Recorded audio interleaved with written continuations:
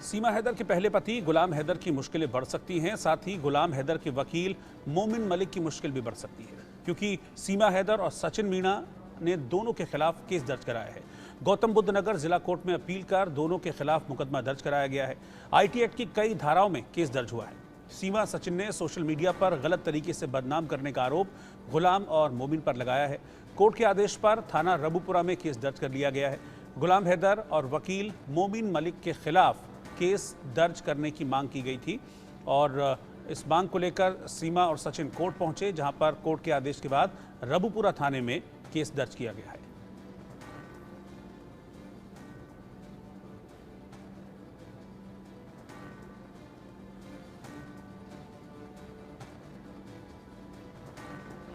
जो शिकायत सीमा और सचिन की तरफ से दी गई है उसमें मोमिन मलिक और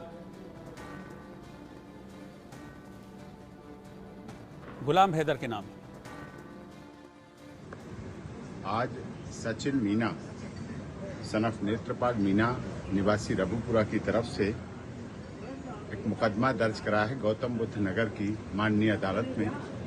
गुलाम हैदर सनफ अमरजीन, मोमिन मलिक एलियस मोमिन खान सनफ लेट उमरदीन के खिलाफ, जो कि थाना रबूपुरा के अंतर्गत इन विभिन्न धाराओं में दर्ज हुआ है, जिनमें अंडर सेक्शन 107, 153, 153 ए, 153 बी, 120 बी, 34,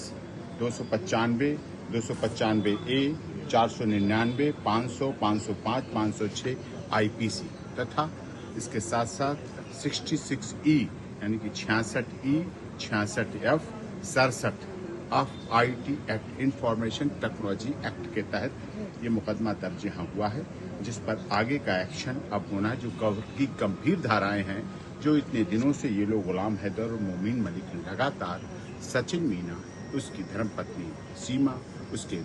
छोटे छोटे बच्चों, उसके परिवार के लिए, सनातन धर्म के लिए, सनातन रीति रिवाज पद्धति के लिए, देश की एकता अखंडता के लिए आतंकवादी गतिविधियों, दूसरे देश के साथ मिलकर साइबर टेररिज्म जैसी चीजें कर रहे थे, जिसमें सोशल मीडिया, इंस्टाग्राम, फेसबुक और अपने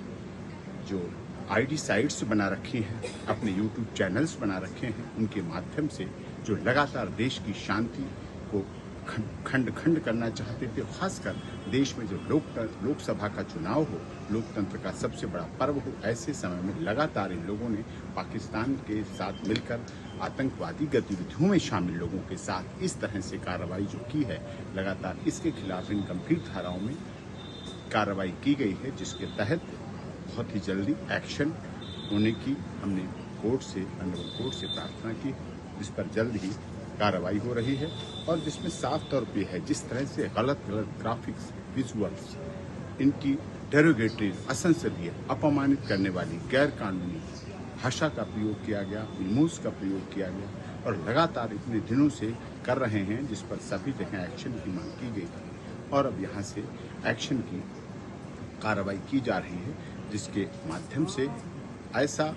मैसेज होना चाहिए कि जो कोई भी इस देश की एकता अखंडता, सनातन धर्म, सनातन रीति रिवाज और परंपरा को खंड खंड करना चाहेगा, उसके खिलाफ भारतीय दंड संहिता, आईटी एक्ट, साइबर सेल के तहत गंभीर धाराओं के तहत कार्रवाई होगी और जो लोग पाकिस्तान में रह रहे हैं उनके खिलाफ यहाँ से एनआईए के तहत कार्रवाई होगी और उनके खिलाफ गंभीर धाराओं में केस चलकर